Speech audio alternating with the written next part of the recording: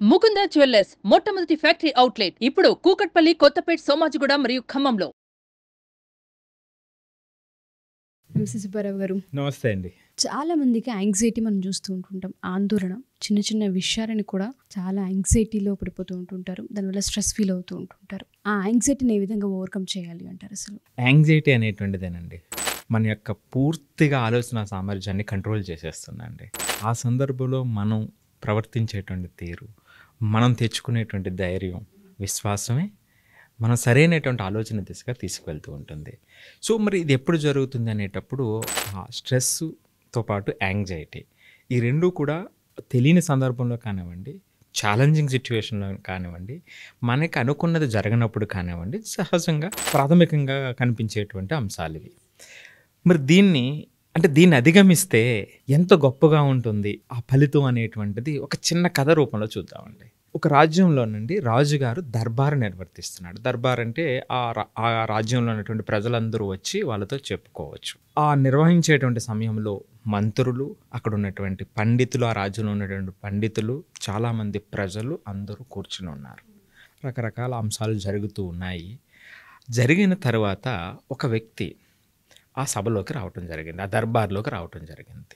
So అందరికీ welcome చెప్తారు కాబట్టి, దర్బార్ కాబట్టి పెద్ద పర్మిషన్స్ అవసరం లేదు.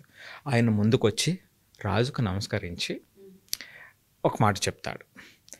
ఈ సమావేశమేమో శీతాకాల టైంలో జరుగుతూ ఉంటుంది అనమాట అండి. అది అందరూ కూడా బయట కూర్చుని, రాజు దర్బారు కాబట్టి బయట ప్రాంతంలో జరుగుతూ ఉంటుంది. సో ఆ బయట జరగటం వల్ల ఎండ కూడా ఉంటుంది అక్కడ. ఆ రాజుగారి ముందు ఒక టేబుల్ ఉంటుంది అనమాట అండి. ఈ వ్యక్తి, వచ్చినటువంటి వ్యక్తి ఆ టేబుల్ మీద 2 వస్తువులు పెడతాడు. అక్కడ 2 వస్తువులు పెట్టి రాజుగారిని అడుగుతాడు.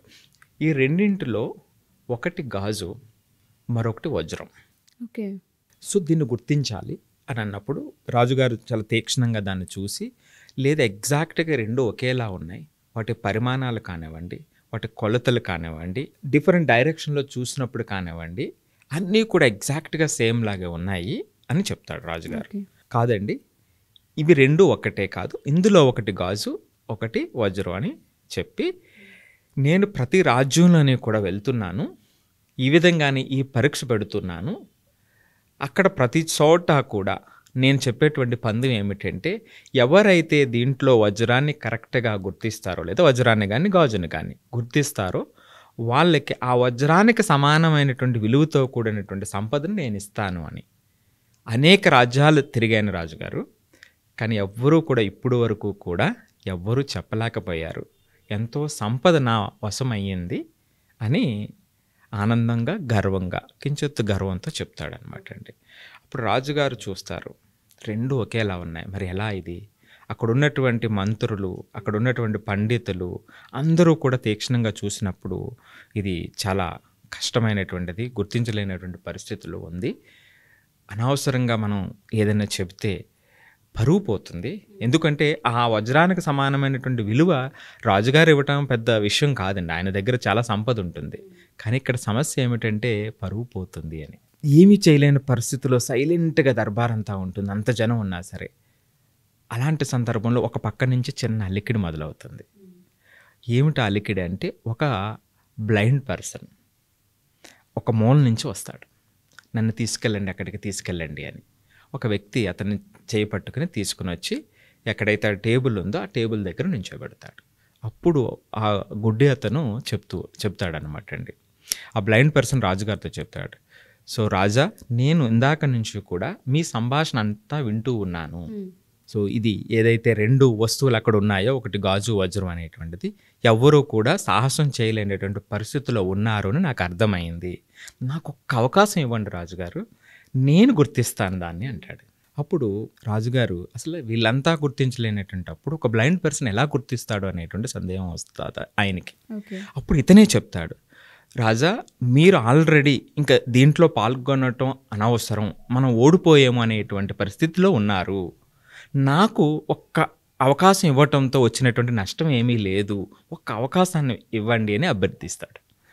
సో అప్పుడు రాజుగారు కూడా నిజమే కదా, మనం ఆల్రెడీ ఇంక మనం చేతులు ఎత్తేసాం కదా, ఇంక పోయేదేముంది అని, నిజమే కదా అని అలాగే అని చెప్తాడు. అతను దగ్గరికి తీసుకెళ్ళమంటాడు. దగ్గరికి తీసుకెళ్ళి ఆ 2 వస్తువుల్ని కూడా చేతిలో పెట్టించుకుంటాడండి. ఇట్లాగా రెండింటిని ఇలా టచ్ చేసి వెంటనే క్షణాల్లో ఇది వజ్రం అని చెప్తాడు. ఆశ్చర్యం. ఒక్కసారిగా మరలా రాజదర్బార్ అంతా సైలెన్స్.